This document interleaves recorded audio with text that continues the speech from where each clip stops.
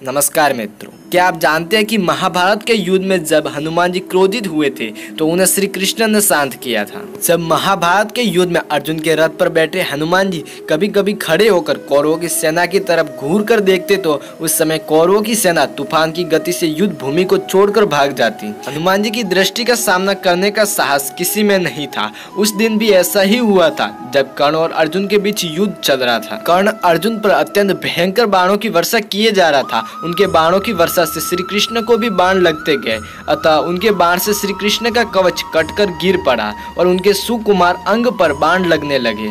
रथ की छत पर बैठे पवन पुत्र हनुमान जी एकटक नीचे अपने इन आराध्य की तरफ ही देख रहे थे। श्री कृष्ण कवचहीन हो गए थे।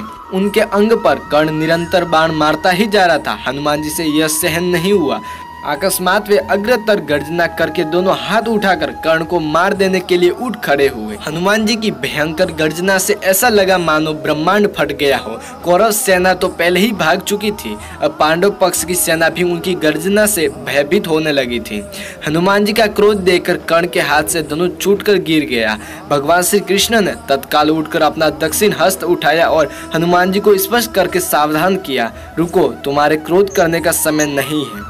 श्री कृष्ण के स्पर्श से हनुमान जी रुक तो गए, किंतु उनकी पूंछ खड़ी होकर आकाश में हिल रही थी। उनके दोनों हाथों की मुट्ठियां बंद थी। वे दांत कटकटा रहे थे और आग्नेय नेत्रों से कर्ण को घूर रहे थे। हनुमान जी का क्रोध देखकर कर्ण और उनके सारथी कांपने लगे। हनुमान जी का क्रोध शांत न होते देखकर भगवान श्री कृष्ण ने कड़े स्वर में कहा, हनुमान, मेरी ओर देखो। अगर तुम इस प्रकार कर्ण की ओर कुछ क्षण और देखोगे तो कर्ण तुम्हारी दृष्टि मात्र से मर जाएगा।